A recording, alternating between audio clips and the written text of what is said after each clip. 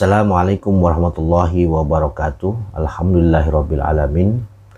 Pada kesempatan yang berbahagia ini saya akan membahas sedikit ya tips tata cara atau agar anak ini bisa betah di pondok pesantren.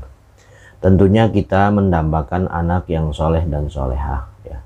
Ingat, pesantren itu bukan tempat anak-anak yang bandel ya, bukan. Yang kita inginkan adalah datang ke pesantren ini yaitu dibina akhlaknya yang baik, akhlakul karimah ya. Itu yang paling utama ya. Karena kenapa? Banyak ya, orang yang pintar dan lain sebagainya tapi akhlaknya nggak ada ya. Yang kita inginkan adalah anak yang soleh dan solehah.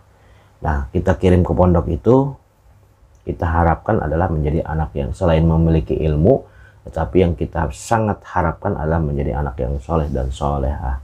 Karena mereka lah yang akan mendoakan kita ya, yang akan selalu ingat sama kita baik dunia dan akhirat insya Allah.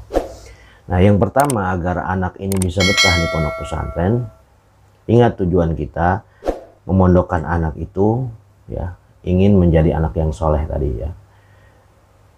Yang pertama adalah kita mengikhlaskan ya. Ketika kita memondokkan anak, ikhlaskan, karena masalah sedih ya, berpisah dengan anak-anak kita, putra putri kita, itu hal biasa manusiawi. Seminggu, 2 minggu, 3 minggu, sebulan, biasanya 3 bulan lamanya sudah terbiasa ya. Kalau apalagi seorang ibu ya, seorang ibu kalau di rumah menangis terus ya, menangis terus ya, sehingga ini akan menjadi kontak batin ya, kontak batin bagi si anak di pondok. Maka yang saya alami itu di pondok di sini, ketika ibunya sering nangis di rumah ya, jangan nangis sih boleh tapi jangan terlaluan ya, keberlebihan. Bersedih boleh tapi jangan berlebihan ya. Biasanya anak ini sering nangis ya, karena seorang ibu kontak batinnya luar biasa terhadap anak. Jadi agar kita menghilangkan sedikit rasa sedih kita aktivitas, banyak aktivitas ya.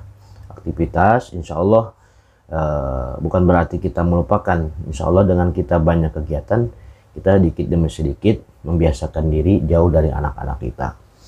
Lebih baik pada hari ini kita menangis ya, daripada kelak nanti anak kita membangkang kepada kita bahkan apalagi anak kita tidak bisa ngaji ya, tidak bisa mendoakan kita nanti di akhirat. Karena yang kita butuhkan nanti di akhirat doa-doa anak-anak kita, waladun solih ya, solihun, yaitu anak-anak yang soleh yang kita butuhkan. Itu yang pertama, ikhlaskan ya, niatkan, ikhlaskan karena Allah ya, niat mencari ilmu biar anaknya jadi soleh. Yang kedua, doakan ya, doakan terus dalam setiap habis sholat kita, dalam setiap langkah kita doakan. Ya Allah, mudah-mudahan anak saya dijadikan anak-anak yang soleh dan soleha, dibetahkan, diistiqomahkan di pesantren, mendapatkan ilmu yang bermanfaat. Selain kita ikhtiar membiayai anak-anak kita ikhtiar zahir dan batin kita. Zahirnya kita memberikan biaya kepada mereka, batinnya juga kita harus mendoakan ya. Karena yang menggerakkan hati manusia adalah Allah Subhanahu wa Ta'ala. Karena di pesantren ini banyak tantangannya ya. Banyak tantangannya karena kebiasaan anak ini yang tadinya di rumah ya, terbiasa tidur ya sendiri ya, makan apa yang diinginkan ada ya, tetapi di pesantren dengan seadanya. Di rumah mandi nggak ngantri, di pesantren ngantri ya, makan ngantri, makan seadanya ya. Di sekamar banyak orang, berbeda-beda sifatnya ya, satu sama lain mempunyai ego sendiri ya. Biasanya kalau masih baru seperti itu karena belum terbiasa, tapi insya Allah nanti sudah lama, sebulan, 6 bulan, setahunnya mereka akan terbiasa dengan hidup ya, itu bersama-sama temannya, sehingga mereka ini bisa mengendalikan egonya sendiri, ingin menang sendiri dan lain sebagainya, karena hal di rumah tersebut masih terbawa ya. Insya Allah kalau udah 6 bulan, setengah tahun, setahun, mereka akan terbentuk. Nah, itu doakan juga. Kita harus jangan sering berkunjung ya, boleh kita berkunjung sesuai dijadwalkan dengan oleh pengurus kita atau para pengurus pondok pesantren. Karena kenapa mereka melarang? Mereka juga melarang itu berpengalaman. Kalau si anak sering dikunjungi atau sering ditelepon, biasa anak-anak tersebut susah betahnya, ya, susah betahnya, ya. Makanya ada juga pesantren ya, kalau belum 40 hari belum bisa dijenguk, ada. Ya karena apa? Karena masih baru itu, masih suasana membiasakan diri di pesantren. Ya, karena kenapa di rumah nggak biasa sholat berjamaah, di pesantren 5 waktu sholat berjamaah, ngaji terus 5 waktu dan sebagainya. Nah, itu mereka itu sedang membiasakan. Jadi harapannya yaitu ketika ada peraturan di pondok pesantren, ikuti saja. Ya, karena apa yang sudah menjadi peraturan itu sudah menjadi pengalaman para pengurus, ya.